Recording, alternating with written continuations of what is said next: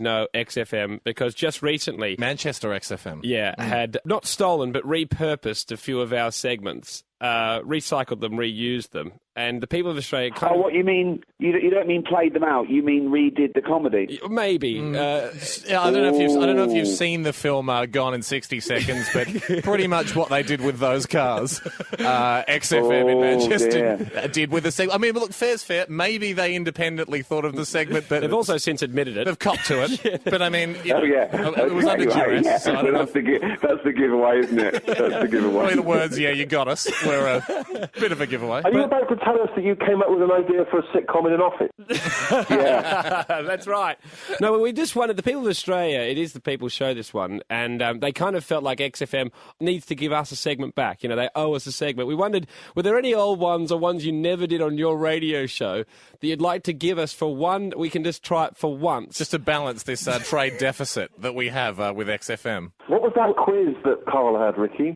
Oh, Rockbusters. Rockbusters. Wow. To be honest, as fans of the podcast, we don't want Rockbusters. Cheap as Chimps. That didn't last very long. What was Cheap surely, as Chimps? Knob News.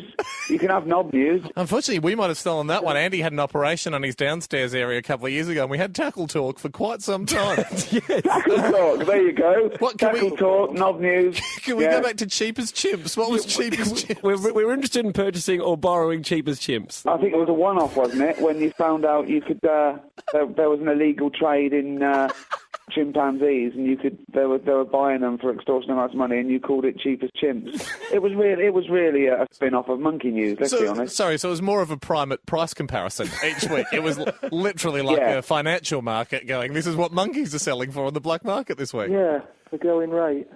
What about The Rice is Right? The Rice is Right. What was that? That was you were saying three dishes, and whether they come with rice or not. I forgot that, Deb. I mean, could we take The Rice is Right and you throw in Cheap as Chips as a deal sweetener? Kind of like floor mats. Yeah, you can have The Rice is Right. You'll notice most of these segments are based on an amusing pun that Karl's come up with, but there's not actually any segment behind it. That's what worries me. Yeah, Carl, exactly. could we just have an example? Would you guys mind playing out just like a bit of an owner's manual, playing out The Rice is Right, just so we can get an idea of... I really can't... I think... What did you say, Ricky? It was something like... There was pilau rice, there was coconut rice, sticky rice or something, and then... You'd sort of say... Karl, it was the worst idea ever. we didn't do it at the time because it was rubbish. What are you trying to salvage it for? It's in the bin, mate. Go around the back of the takeaway and it's in the bin. Even the cat isn't sniffing it. And the people who phoned in knew they were only going to win a copy of Ladder... What was it? 49.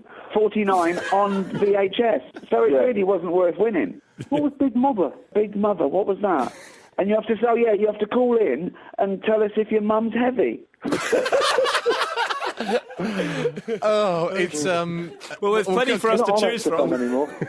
You're not on XFM anymore, Carl, and in we come like vultures to pick over the bones of The Rice is Right, Cheap as Chimps, and Big Mama. We'll take them all as a job lot. Fire sale. I'm afraid that's why XFM is stealing other people's ideas. Because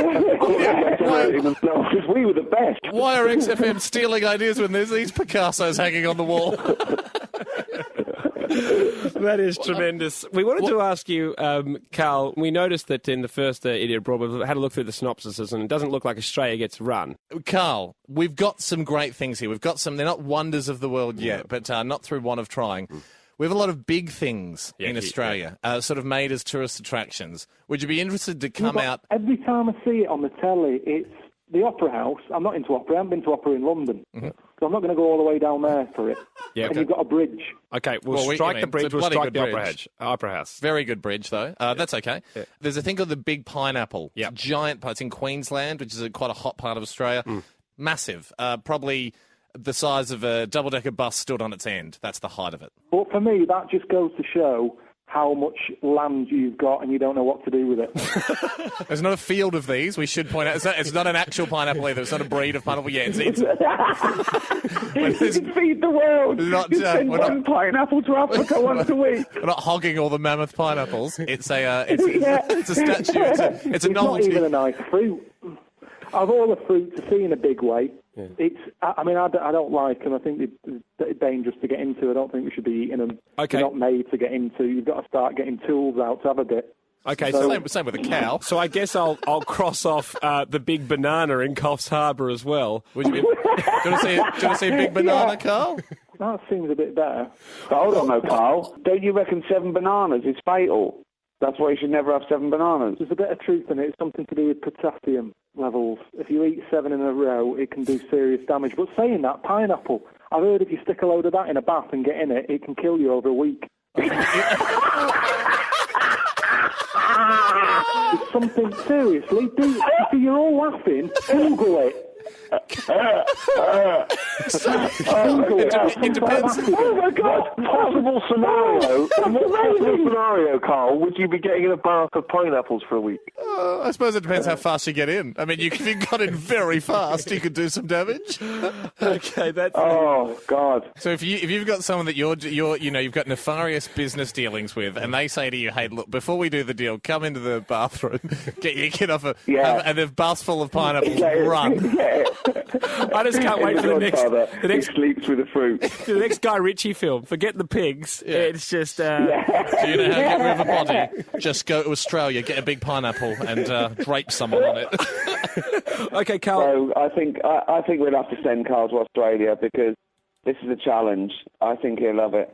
I think he'll love it. What worries me is the distance. It's not just me having to sit there. It's a pilot on a plane sat there doing that long journey. If you drive a truck, you're only allowed to do about 6 hours in a day. Yep. Yet a pilot who's got about 500 people in his vehicle, he's allowed to do that distance. It doesn't make sense to me. Yeah, it's terrifying. We've done the trip from London to Sydney, and you're right, quite often the pilot will come on, he's asleep, he stumbles out of the cabin, he's half-dressed, he starts yelling at people to give him coffee and speed, and it can be quite scary.